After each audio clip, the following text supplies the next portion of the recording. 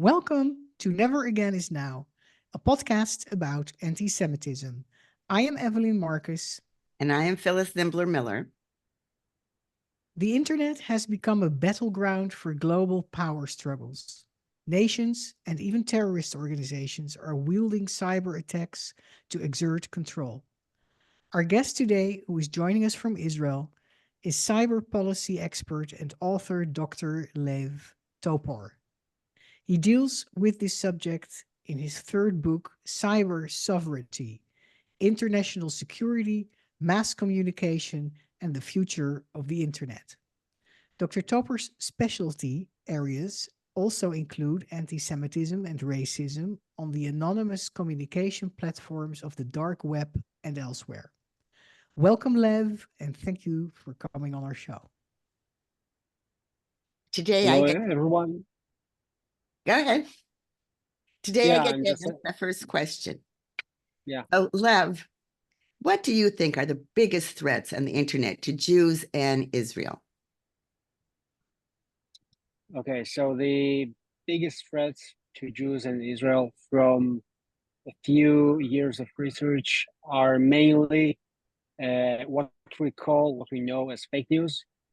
We actually call them misinformation, disinformation, and it's dangerous because it can lead to new forms of hatred, anti-Semitism, and eventually to the normalization of anti-Semitism, which, of course, as we know, may at some occasions lead to real-life pogroms, to radicalization, and then to violence, as we have seen in previous eras in human history. Once conspiracies spread and people blame a certain group, then the path towards violence and actual actions, so to speak, is quite short. Could you give us an example of such misinformation about Jews? Yes. So let's speak about something not so recent, but not so old as well. Let's speak about COVID.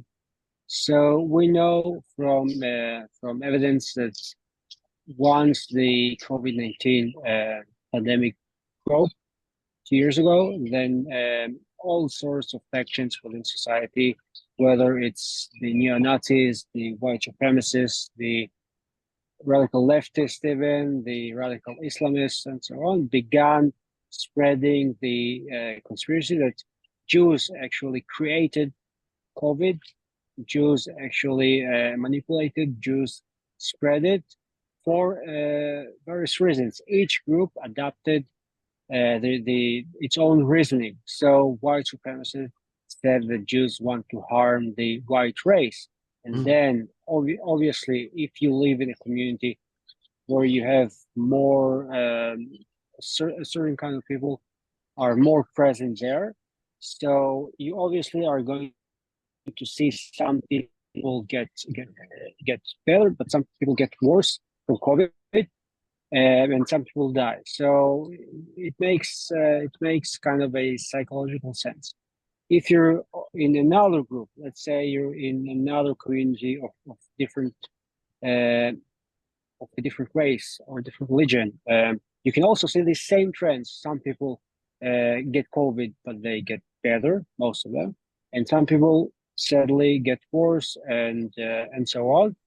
And you see it all over. So each group blames Jews for COVID. Each group sees the actual things right in front of their eyes, even though it's not related to Jews, of course, but the reasoning at the top of the head concerns Jews, and then they all together blame Jews, and then it spreads online.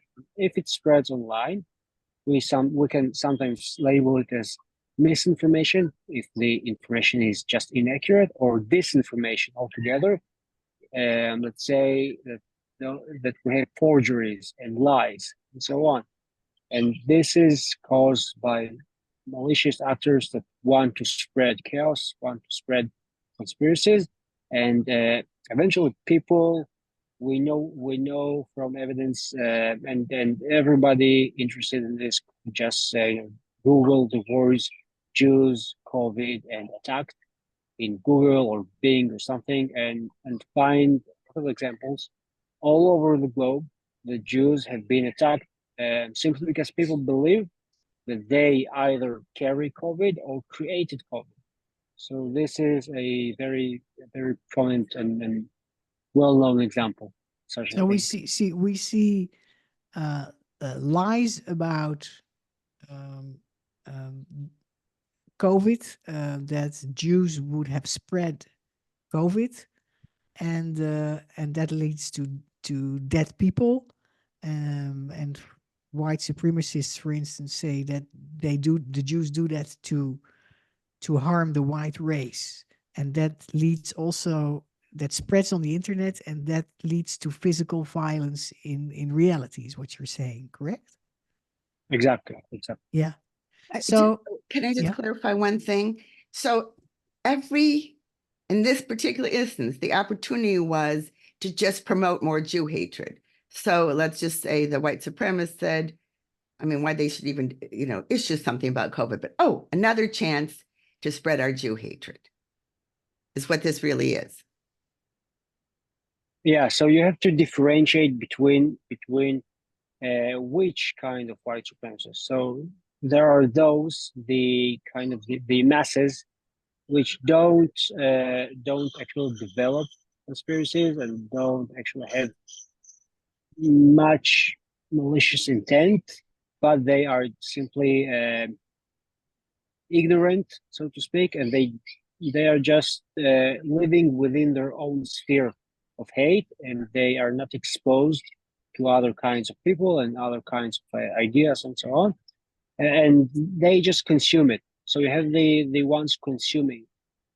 The danger is, of course, one of them eventually, with due course, will be radicalized and will pick up a sharp object, a gun, something, and go and probably will stream it on live on Facebook and or TikTok or something. So this is one case. The other case, a much more complex case and much more dangerous case, is what I call promoters of anti-Semitism. So promoters of anti-Semitism are those that are either know that they are spreading conspiracies or actually believe in them. It doesn't really matter, but they do so because they want to create more hostility, more chaos towards Jews. For instance, let's talk about um, promoters of anti-Semitism in Iran. The Iranian radical regime, for instance, during the COVID pandemic, actually blamed Jews and Israel for creating COVID in a certain manner that will harm their particular DNA structure, their particular race, more severely than others. And this is how they explain that people in Iran and India and Italy and elsewhere in those regions kind of received got COVID much worse than others. So this is their own explanation. Obviously, it has no basis, but this is how they explain themselves, and this is how they promote it. So who promotes it? It is people. In most cases, it is people with means, people associated actually to hostile governments that anti-Western governments that want to spread chaos in the West, want to spread chaos in Europe, in the US, in Israel, and to gain support from within. So if they can blame, this is basically the whole history of anti-Semitism in a nutshell, right? If you could blame somebody else for your own problems, so you don't have to deal with your own problems. So we saw that in the Middle Ages, we saw this with the clergy in church. Obviously, we saw this with, let's say, 90s, late 19th century Viennese mayor Karl Luber. We saw that obviously in Nazi Germany and so on. And it is always the same story. If you have a lot of problems within your house, so to speak, within your regime. So you can either blame yourself, which makes no sense because you want to rule as a leader, as a ruler, and so on. So you just find somebody else to blame, and it happens to be the Jews in each and every single case. So let's clarify what the anonymous communication platforms are where this is spread. It's on the dark web and also elsewhere. What is the dark web? Could you explain it to us? And what are the other anonymous communication platforms where we come across this, demonization of Jews, demonizing disinformation about Jews, coming from groups and also hostile regimes? Yes. So to understand what anonymous communications are, what the dark web is, for instance, what is the Telegram application, and so on, we need to understand the internet. So the internet, when we speak of the internet, we think about high level technology, of AIs, of many sophisticated aspects of it. But in reality, it is just another means of communications. So we had back then, we had print, then we had radio.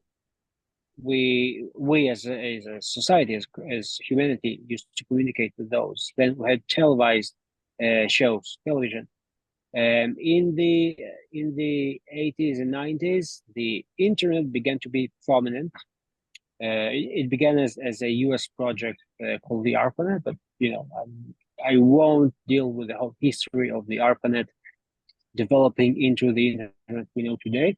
But in the 80s and 90s, 1980s and 1990s, obviously, people began embracing the web, and they figure out they could spread their ideas, not only open up stores, shops, and sell things or promote positive ideas, but also hostile ideas, also anti-Semitism. For instance, the neo-Nazi community in the US, in Germany, in UK as well, those countries which had the internet early on quickly adopted the net, quickly adopted the concept of spreading it, because one dot, 1 point, one person sitting in front of a computer could spread potentially to thousands, and later on millions of people. And today it's trillions of people, with just a single mouse click. And as we evolve, as technology evolves, we see that governments, law enforcement, and so on began tackling those problems. So let's say if we give the example of Holocaust denial in Germany. So in Germany, it is illegal to deny the Holocaust. And if you do it from your personal computer with your own assigned IP address, so eventually law enforcement will easily find you, and they can either fine you or even arrest you. In the US, we have another case of free speech, but that's a whole other topic.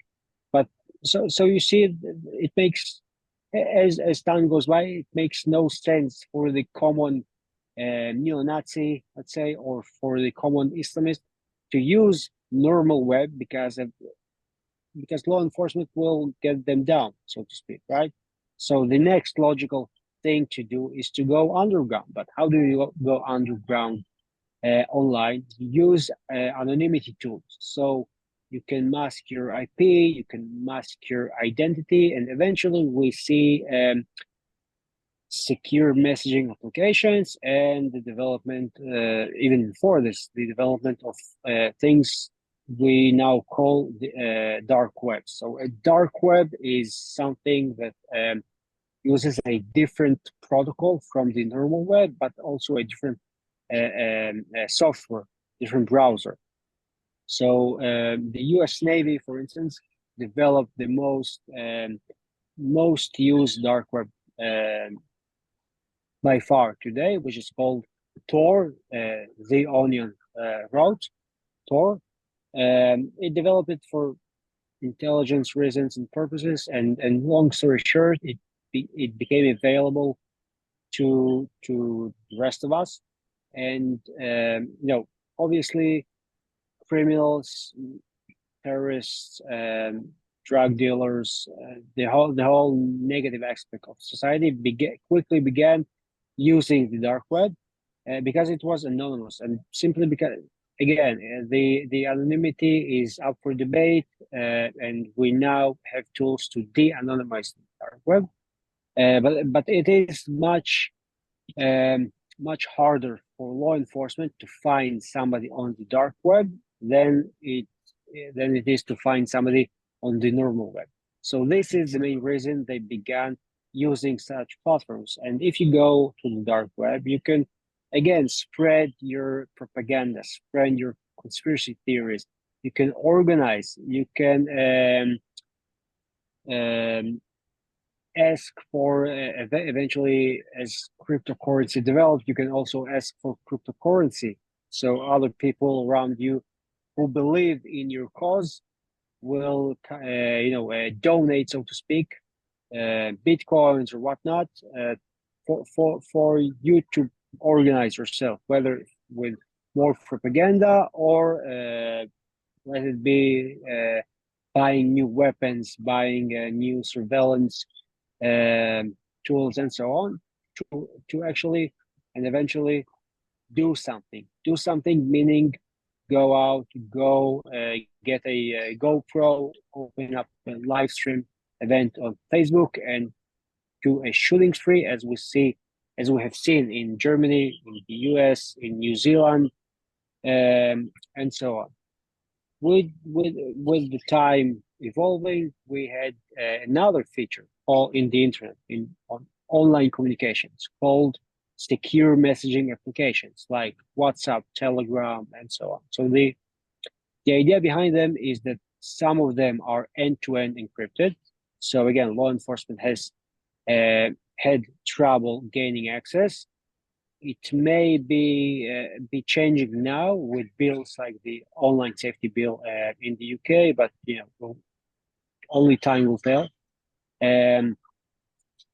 But these applications actually enable people to organize by themselves privately. So if you have a website, for instance, pretty much obviously you can restrict the content and use a password for access and so on, but you have a website and it's online, it is connected to the web. However, if you open a private WhatsApp group, a private Telegram channel, and so on, it's not connected to it's not so widespread online. So it's on a need to know basis. So only, let's say, we three decide to open a neo-Nazi terrorist cell, so to speak, right? So we just open a Telegram chat, a WhatsApp chat, and start organizing there. And unless somebody enters in undercover or gains the access keys, like the UK wants to do now with a online safety bill, they have no option of finding us, and no option stopping us. So this is kind of the involvement and the reasoning of why Islamists, terrorists, neo-Nazis use anonymity tools to basically conspire to organize and to avoid being caught. Right. So not only can they not be located, it's anonymous, but also they can be invisible for people who are not in their group, correct? Exactly. Yeah. Yes. Okay. Felix. So why do you think anti-Semitism is such a popular topic on the internet? And especially on platforms. They don't have anything better to do? Just, I I mean, didn't hear your last question, especially what? why is anti-Semitism such a popular topic on many of these anonymous communication platforms? And then I made a joke. I don't know, it was a joke. I said they don't have anything better to be concerned about. Yeah, so maybe they are just bored, but this is a very interesting topic you brought up because you say, well, maybe anti-Semitism is on the rise, but this is a difficult claim and difficult question. I'm not saying it's declining. I'm not saying it's on the rise as well. I'm saying that it was high at a high level all along, and this is the main concern. So if you think about it, so how many people get born each year, right? So we can calculate a certain number, and of those, obviously, babies don't use devices, don't use the internet, and so on. So the amount of people using the internet, the shift isn't that great. However, each year we see a tremendous increase in anti-Semitic material, anti-Semitic posts, and so on. So the numbers don't correlate. On the one hand, humanity, on the other hand, post. There's no correlation. So one quite feasible explanation is that people, and for this you need to understand how the web works, people have multiple accounts. So I can have a few dozen accounts in every social media platform, and I can use automation and what we call bots online and so on to just propagate my material.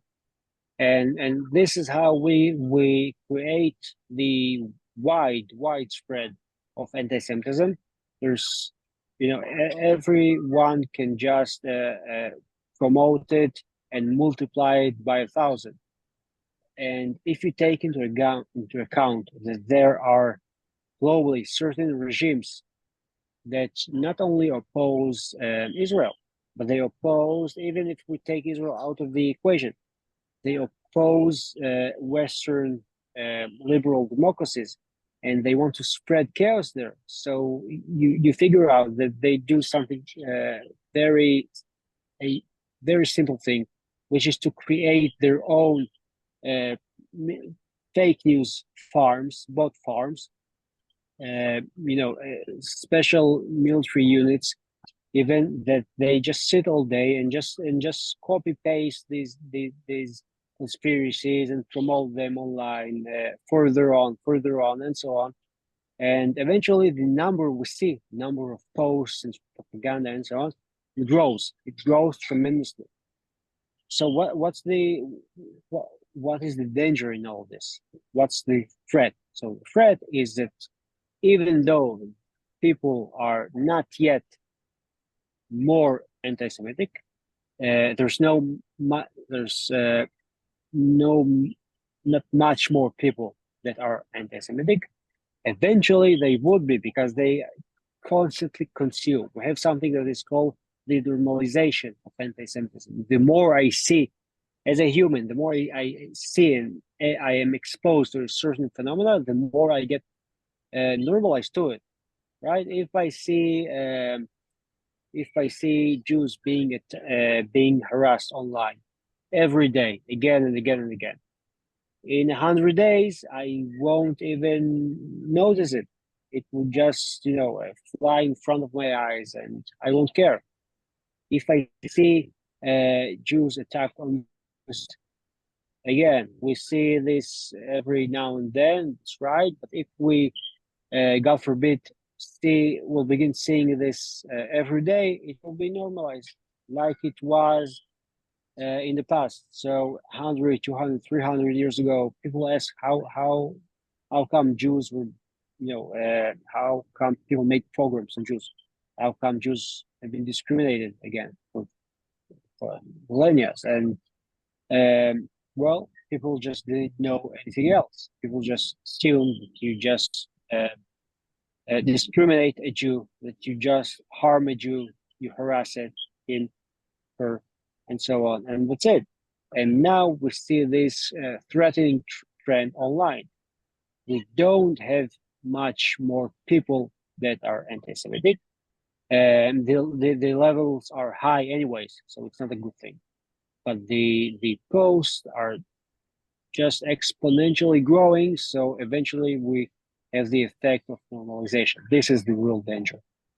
Normalization, people, the receiver of these messages that are put out automatically often are the receivers of these messages get used to the anti-Semitic um, um, depiction of Jews and description of Jews.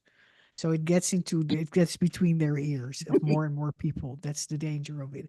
You mentioned at the beginning of this interview, you talked about a neo-Nazi, or no, sorry, a white supremacist group that was putting out anti-Semitism about COVID. But you also just talked about um, regimes and hostile regimes and military organizations that build so-called bot farms that automatically send out thousands of anti-Semitic messages, maybe a day.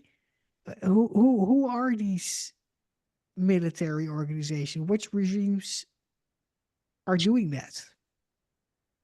So if you we can all make a certain experiment. Let's in our free time open Telegram and write Jews, Israel, something like this. We will see a lot of groups like Global Resisting News, for instance, channel,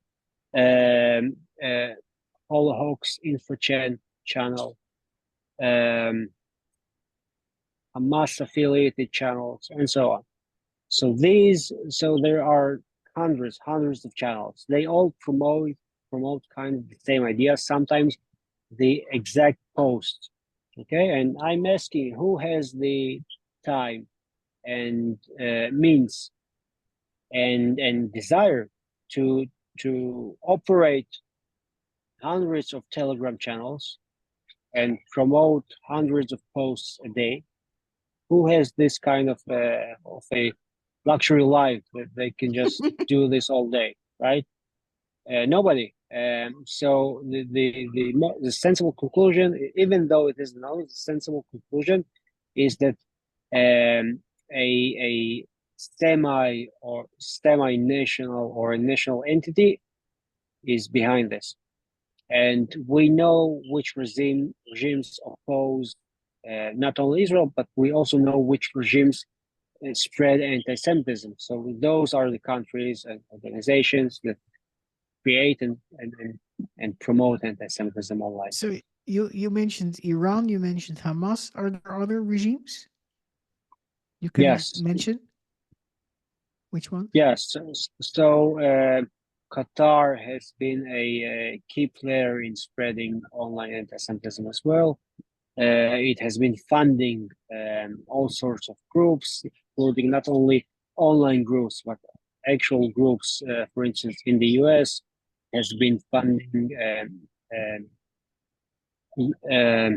programs in universities, organizations like SJP, Students for Justice in Palestine, which they do and organize the whole encampment scene in since the beginning of the war in Gaza now.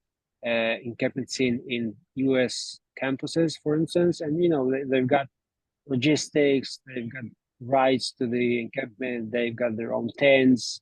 Who I'm asking who is organizing all this? Who is funding thousands of tents, thousands of bus rides, water, food supply, people who brings people from out of town to U.S. to university campuses. This is an organized event. It is not grassroots. It's not sporadic. It is organized by those who want to create chaos, who want to promote a certain propaganda, which in our case is anti-Semitism. And Can that's I, yeah, and they I and, need, and they and they use these anonymous platforms in that process, is what I understand. wait, Yes, yes, they organize. can I ask a very basic question? Yeah. So I go on Telegram, which I've never gone on, and I look up all these groups. So by looking up the right words, I get a list of groups. Then what happens? I just click on one of them, and then how do they let me into their group? So, Yeah, so okay, so that's the one thing I don't understand. And they have to yes, let me in order to see the encrypted messages, right? so you have various types of groups. For instance, you have news channels that just spread news. You don't know who created the news channel. You don't know who is behind it, but it just gets spread more and more. One instance is the channel Gaza Now, which by the way, I did the web analytics since October 7th and until April 5th this year. It had over 2.2 billion With a billion B, with a B. yeah, billion views. Okay, over 2.2 billion views, just this channel of Gaza Now. It has other affiliated channels. So the amount of views and exposure is tremendous. But let's say you want to do something more radical, not just consume news and consume propaganda. Center. Let's say you want to organize. So certain groups will kind of lure you in, and eventually you will be let in if you're like-minded like them.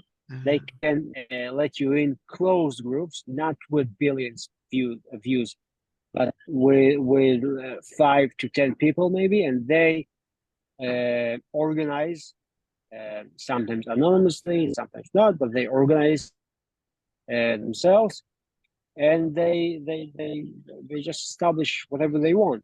And by the way, of of the um, a lot of the organizing in the context of the encampments happen on Telegram, for instance, because we know that law enforcement has trouble getting in, and if we go even to the Capitol riot in the U.S., we know that a lot of the rioters organized actually using Telegram, and Telegram is an interesting case because it is outside U.S. jurisdiction.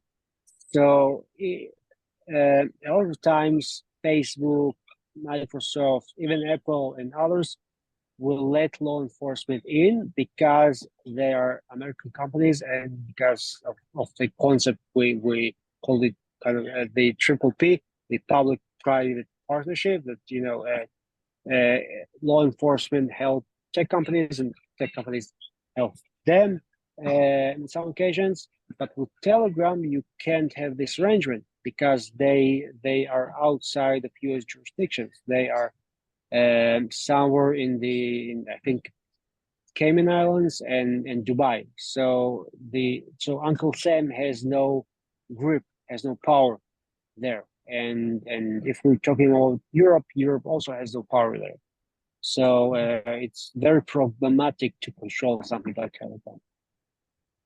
Right. So that's what I wanted to know. Who's tracking and what can be done? Besides getting our own bots and spreading out billions of pro-Israel, pro-Jewish information. Yeah, so what can be done? So if we speak about normal social media, I always encourage people to do counterspeech. Counterspeech is just answering those people that spread such anti-Semitic material. Just if somebody spreads lies, you answer them with the truth. and you repeat it again and again and again, because other users would see your answers as well.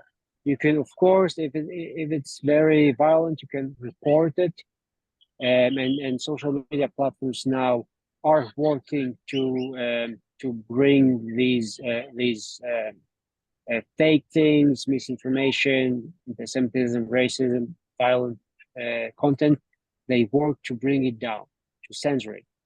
They would delete a post, they would even delete an account and so on. The only problem is, well, not the only, it's a big problem, that it takes time. It takes time because there's a review process, and the one reviewing it is sometimes not aware of all the nuances within a certain topic. And at times the other side could disagree, and then the whole mitigation process begins. So it takes time. But we're getting there, and AI now helps a lot.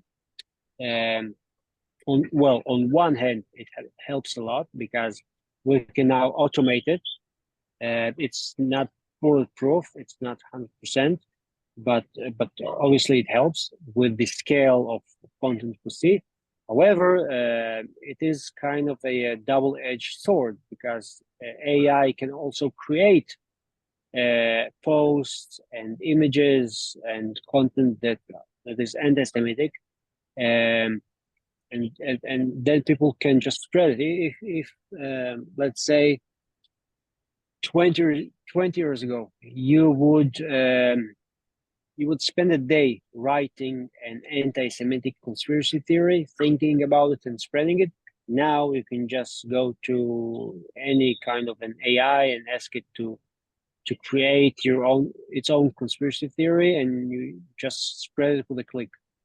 And so you've got AI fighting AI and humans fighting humans, and this is generally what could be done online. Do you expect AI to help fight anti-Semitism online, or to increase it? Well, it depends. Like I said, it is a double-edged sword, because on the one hand, AI, this is true. However, AI also creates these posts, and then you basically end up with more posts. So this is a really problematic question, and I think that the answer is not AI. The answer is human regulation and human laws and means in each country. Since we don't have an applicable law to cyberspace internationally, so each country would need to decide what it wants or doesn't want in its online borders, so to speak. We see this, by the way, in Russia, in China, in many other places, that they just restrict data and information that they don't want. Now, of course, they have less freedom, it's less open, and so on. But this is also the way to stop racism, stop anti-Semitism, stop the spread of misogyny, and so on. It depends on which country you reside in, and what's the scale and the numbers of anti-Semitic content and actual things happening, going on in real life, and so on. This is a difficult debate, and many countries now are at the very midst of the process of deciding what to do, because years ago, for instance, Russia took the encryption keys of many Western companies because it wanted to control information, it wanted to control data, it wanted to say what gets in and what doesn't get in its country, outside of the context of anti-Semitism, just generally. And everybody criticized Russia and China and other countries for this. But now we see also the European Union, the United Kingdom, Germany, they are doing the same. The online safety bill, for instance, would need this bill in the United Kingdom actually requests encryption keys from companies, and then eventually they have no other option. Either they let go of this market of millions of people, or they give the encryption keys and let law enforcement in, and law enforcement can decide what do they want to hear and see and what they don't want to hear and see. This is a process. Of course, this is a historical process, and we will know the answer not in not tomorrow, but in a few years. I want to point out something that you said just in a half a sentence, but it's very important. You talked about the reviewers and what they know. And this is where there is a role for all of us, and that is education. By educating people we know, even just our friends, about what's an anti-Semitic trope and what's an anti-something else trope. And that person may have a job as a reviewer. Perhaps now that will help the person get the nuances, because without an educated review system, they can easily not understand. I'll give you an example. I have a close Jewish friend who said, well, I don't understand why it's bad if someone said Jews are good with money. And so I explained to her how it's actually anti-Semitic because it refers to misers, and historically Jews were moneylenders in Europe when they weren't allowed to do almost anything else. But unless you understand that, even a well-intentioned Zionist, and I use this word as a supporter of Israel, might not understand why saying Jews are good with money is actually anti-Semitic. So we have to educate everyone we can. Exactly. I agree. And the answer to a lot of our human problems and to anti-Semitism as well is education. Exactly as you said, as you point out, we need the reviewers to know. We eventually need the AI systems to know as well, because AI systems are trained on certain data sets, and these data sets are made by humans. Exactly. So we need education. We need education for tolerance, for people to accept the other, for people to know how to read something online, how to decide whether something is just a conspiracy and propaganda or it is a real fact, and so on. So we all need preferably to be active in counterspeech when we see an anti-Semitic trope or accusation, and react against it online. And also telling people, I just saw something in the Washington Post that upset me so much. And, you can write letters to the editor, you can do things, but we have to correct mistakes that are made even by mainline newspapers and media, or even more people believe anti-Semitic tropes. So we do have tools, even though we don't have the encryption keys to go in and find out what's being said in the dark web. On the open web, we have jobs to do to protect Judaism, Jews, and Israel. So Evelyn, do you have a last question before I give Lev?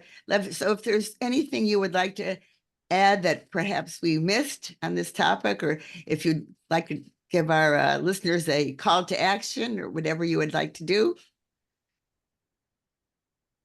Yes, gladly. So I think that, as we already mentioned, we must educate ourselves, our friends. We must promote the idea that we should not shut up and we should speak. We shouldn't be silent. We should speak against hate, against anti-Semitism, against racism on the streets and online and in every scene and scenario, even in cases where we sometimes feel uncomfortable to do so. They say speak truth to power.